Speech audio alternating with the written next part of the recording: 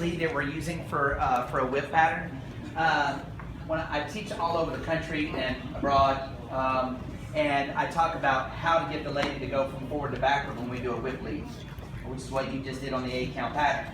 And it's just it's so misled everywhere, it's ridiculous, okay? So it's just a gold nugget that you gotta have. And I need you guys to really tune in and be dudes and be engineers. You were born that way, whether you're an engineer or not. And I wish I could get the ladies to help you, but I can't. You gotta do this on your own, okay? So I've been using this clock analogy for a long time. You might wanna get on the sides.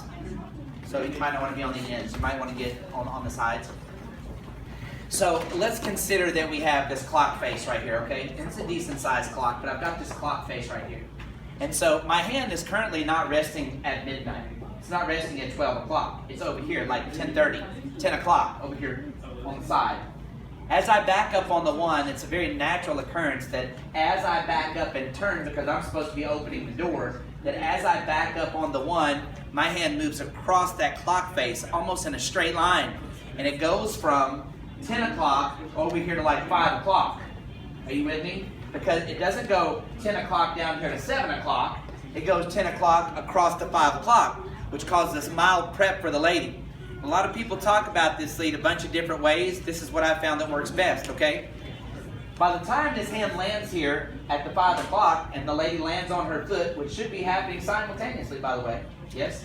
My hand makes it to 5 o'clock at the same time she lands on 1. That's how that happens. From here, it's really important that I leave my hand on the clock face, and guys don't. I need to leave my hand on the clock face. She's currently still quite a ways away from me, right? She is going to be moving through space, and she's going to be rotating, but it's important that I take my hand now from 5 o'clock all the way around 6, 7, 8, 9, 10, 11, 12, 1, 2, 3 o'clock. It's got to make it all the way around to 3 o'clock on the other side of the clock face because she's supposed to be inside the circle that I'm drawing. Are you with me? I would venture to say that not a dude in this room did that tonight. Okay? And then I know some of you think you're close. You're not that close. Yes? So as I back up on the 1, I take this from 10 o'clock across to 5 o'clock and then draw a circle around that clock face and around to the other side of the lady to accommodate her. Are you with me?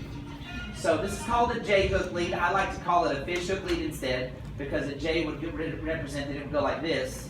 And this hand would have been outside her person, and I would be drawing this loop, which is what a lot of guys do over there, which is the reason why a lot of instructors around the world said J-hook leads are bad, but they just haven't come up with a replacement that actually works. So they shouldn't have said the J-hook leads are bad. They should have just talked about it the way it actually happens. They need to be a little better at biomechanics, okay? So as I take this across over here and draw this, if this stayed outside of her, yes, it would indicate that I was trying to get Melinda to dance in the kitchen. That is not what I asked her to do. What I'm trying to do is keep her on the slot and have her rotate within the same slot, right? So if I do a fish hook instead, a fish hook bends back on itself a bit. It doesn't go straight down like this. It bends back on itself a bit, right? So suddenly this goes across like this, and then I draw the loop that was in the original slot, and then the lady gets to move through the same space. Are you with me, yes or no? Ladies, I talked to you about flipping to backwards. It is very important that when you ladies first strike the ground on 2 that you're not already all the way backwards. This causes a lot of instructors to say, no, you're turning too early. And then my ladies all say, but Damon told me to turn it backwards. I do want you to be back on the O of 2, not on the T of 2. Are you with me? So instead of carrying your foot, can you hike your foot and turn it and land it backwards? So 1, not landing it backwards, you would land more at sideways and rotate because there's still rotation over the course of that step. It's a whole beat of music. So you'll see that she turns as she gets on the foot and completes it to be linear to go backwards on the 3. Are you with me? Which is why I mentioned that to you earlier in the goal, right? So ladies end up going like this and getting it backwards too soon. When that happens, it turns around inside the man's hand and doesn't allow him to draw on the clock face anymore. That's you ladies causing that, not the man. You with me? So the guy goes 1, 2. The other thing is because this is a turn and not a spin, because this is a turn and not a spin, when you ladies spin, your feet must land on the same balance beam over and over and over again until the spin is over. So if I was going to spin Melinda, it would land on the same balance beam over and over and over and over until it was over, and then suddenly her feet are on separate balance beams, right? Because when the rotation's over, you can't still have your feet on the same line. But the only way to spin straight is to have your feet track on the same balance beam. That's how ladies don't spin in a straight line. They're like, I can't spin straight. one of her feet was consistently missing the balance beam. Are you with me? Say yes. So when we do the 2 of a whip pattern, is it a spin or is it a turn? It's a turn, it's not a spin. So should her feet be on the same ski? No, stop doing that. So her left foot should land on one balance beam toward me, so that when she finishes the 2, her feet are now on separate boards, so that she can be linear going back onto her 3 and forward on the 4. When she does her 5 and turns back around, most ladies again are putting their feet on the same balance beam. Do it wrong and put your feet on the same beam. So she does 5 on the same beam. Now when she finishes the 5, her legs occupy the same line. This is what makes whips round. She has to swing around her own leg. Her own leg was in the way. Does that make sense? Yes?